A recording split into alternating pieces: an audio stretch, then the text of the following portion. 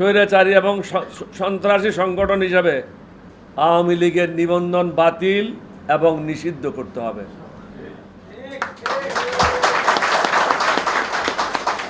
স্বৈরাচারী সরকারের সাথে সংশ্লিষ্ট সকল অভিযুক্ত এবং পলাতক ব্যক্তিদের উপযুক্ত তথ্যের ভিত্তিতে গ্রেপ্তার করতে হবে।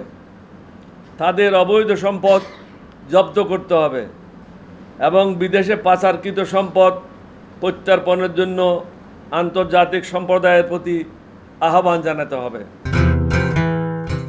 1996 সালের পর থেকে মুক্তিযোদ্ধা তালিকায় যে অবৈধ ও অযৌক্তিক নাম সংযোজন করা হয়েছে তা বাতিল করতে হবে এবং ওই সকল মুক্তিযোদ্ধাদের পুষ্যদের সরকারি চাকরিতে নিয়োগ যারা পেয়েছে তাদের সেই নিয়োগ বাতিল করতে হবে। তাহলে যারা আন্দোলন করেছে তাদের মধ্যে যারা উপযুক্ত এই ছেলেদের চাকরি পাওয়ার পথটা প্রশস্ত হবে। স্বৈরাচারী এবং সন্ত্রাসী সংগঠন হিসাবে আওয়ামী লীগের নিবন্ধন বাতিল এবং নিষিদ্ধ করতে হবে।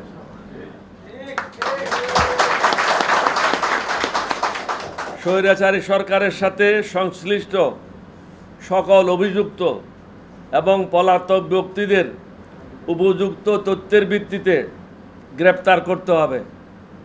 তাদের অবৈধ সম্পদ জব্দ করতে হবে এবং বিদেশে পাচারকৃত সম্পদ প্রত্যার্পণের জন্য আন্তর্জাতিক সম্প্রদায়ের প্রতি আহ্বান জানাতে হবে।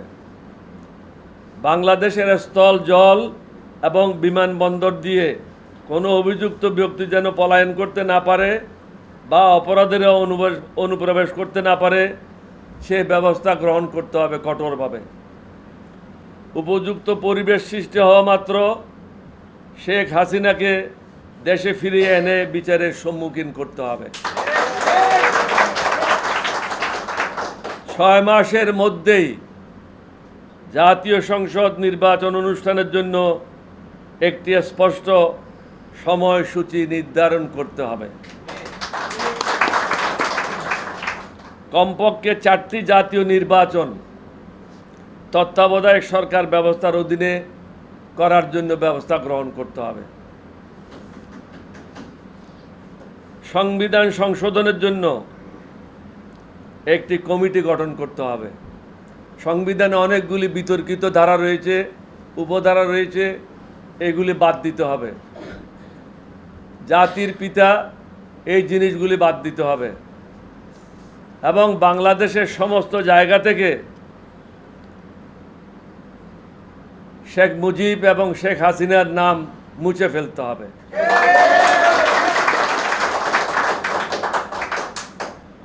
প্রধানমন্ত্রী থেকে প্রজাতন্ত্রের সকল প্রতিষ্ঠানে অর্থাৎ শিক্ষা প্রতিষ্ঠান সহ নির্বাহী পদে কোনো ব্যক্তি সর্বোচ্চ 2 বারের বেশি দায়িত্ব পালন করতে পারবে না। সরকারি, আধা সরকারি, বেসরকারি, স্বশাসিত, স্বায়ত্তশাসিত ও অন্যান্য প্রতিষ্ঠানে সকল প্রতিষ্ঠানগুলিতে সুশাসন, জবাবদিহিতা নিশ্চিত করতে হবে। রাজনৈতিক বিবেচনায় নিয়োগ, পদোন্নতি এবং বদলির সুপারিশ প্রথা সম্পূর্ণভাবে বিলুপ্ত করতে হবে।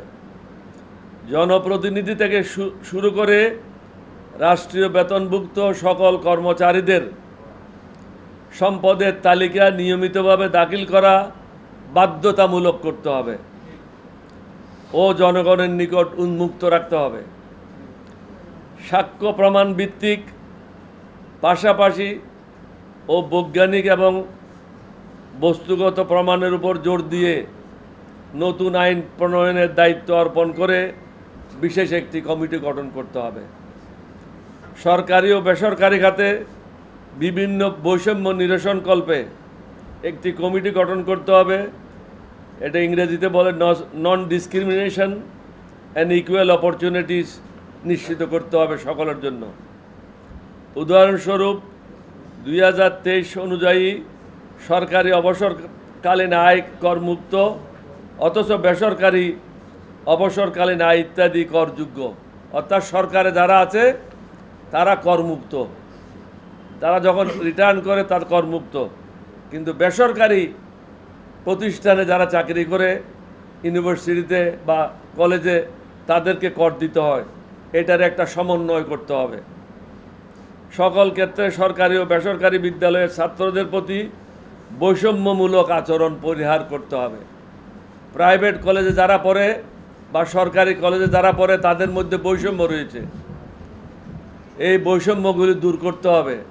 শিক্ষকদের প্রমোশনের ক্ষেত্রে বৈষম্য রয়েছে। আমি মনে করি ঢাকা বিশ্ববিদ্যালয়কে অনুকরণ করে সমগ্র বিশ্ববিদ্যালয়ে একই ধরনের প্রমোশন পলিসি থাকা যুক্তিযুক্ত। নিম্নোক্ত দুইটি আইন অবিলম্বে প্রণয়ন ও কার্যকর করতে হবে। পেনাল কোড 1860-এর 193 ধারার পরিমার্জন করে মিথ্যা এজাহার, মিথ্যা জবানবন্দি, মিথ্যা মামলা এবং হলফনামা প্রদান ইত্যাদি অপরাধ হিসাবে বিবেচনায় আনতে হবে এবং তার জন্য সর্বোচ্চ 7 বছর শাস্তির বিধান রাখতে হবে। এখন যে যার বিরুদ্ধে ইচ্ছা প্রতিশোধমূলক ব্যবস্থা গ্রহণ করে মিথ্যা মামলা থানায় করে রাখে, মিথ্যা সাক্ষী দেয়, এর কোনো বিচার হয় না। পরে হয়তো 10 বছর 20 বছর ভোগান্তির পরে মামলাটা খারিজ হয়ে যায়। কিন্তু এই যে ভোগান্তিটা হলো, এটার কি হবে? যারা মিথ্যা মামলা করে, মিথ্যা সাক্ষী দেয়, আমি আগেই বলেছি তাদের জন্য 7 বছর শাস্তির বিধান রাখতে হবে, তাহলে এগুলি বন্ধ হতে পারে।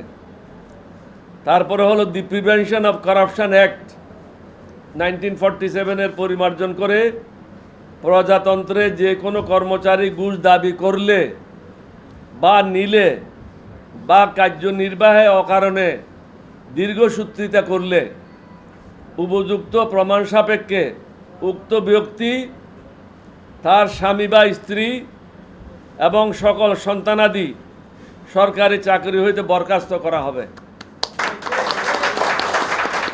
এবং ভবিষ্যতে প্রজাতন্ত্রে যে কোনো চাকরি পাওয়ার ক্ষেত্রে বা প্রজাতন্ত্রের কোনো প্রতিষ্ঠানের সাথে ব্যবসা করার ক্ষেত্রে চিরদিনের জন্য তাদেরকে নিষিদ্ধ করতে হবে। এই ধরনের বিধান আইনের মধ্যে নিয়ে আসতে হবে, না হলে সমাজে সমতা আসবে না, ন্যায় বিচার নিশ্চিত হবে না।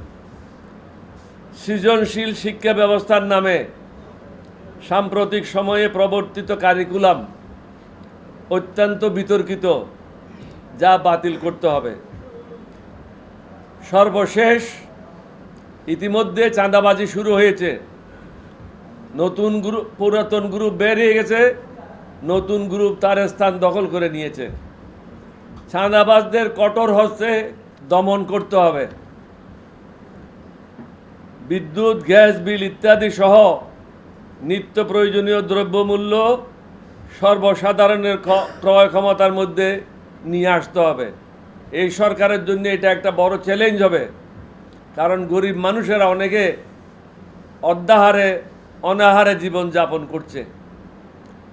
দ্রব্যমূল্য নিয়ন্ত্রণ আনতে হবে। প্রত্যেকটা জিনিসের মূল্য সরকারকে পুনরায় নির্ধারণের ব্যবস্থা নিতে হবে।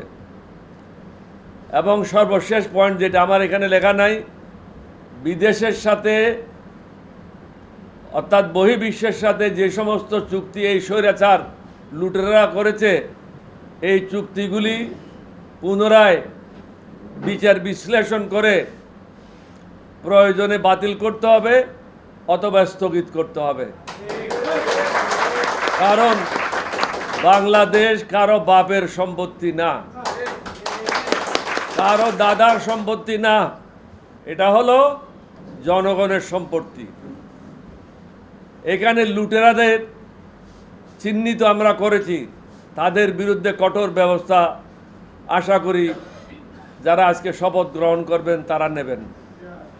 সকলের জন্য ন্যায় বিচার, জবাবদিহিতা এবং সকল ক্ষেত্রে সুশাসন নিশ্চিত না হলে আমাদের এই শহীদদের আত্মত্যাগ বিফল যাবে। সমগ্র জাতিকে ঐক্যবদ্ধ হতে হবে দুর্নীতিবাজদের বিরুদ্ধে, লুটেরারদের বিরুদ্ধে। আমি আগেই বলেছি, সন্ত্রাসী সংগঠন হিসাবে লুটেরা সংগঠন হিসাবে আওয়ামী লীগকে তাদের যে নিবন্ধন আছে সেটা বাতিল করতে হবে। আপনাদের সবাইকে ধন্যবাদ। বাংলাদেশ জিন্দাবাদ। পুনরায় আমি শেষ করার আগে নতুন যারা আজকে সরকারে আসবেন তাদেরকে এলডিপির পক্ষ থেকে অগ্রিম শুভেচ্ছা জানাচ্ছি, আপনাদের শুভকামনা করছি। আমাদের পক্ষ থেকে আমরা সর্বতভাবে আপনাদের সাহায্য সহযোগিতা করতে বদ্ধপরিকর। সবাইকে ধন্যবাদ। আসসালামু আলাইকুম ওয়া রাহমাতুল্লাহি ওয়া বারাকাতুহু।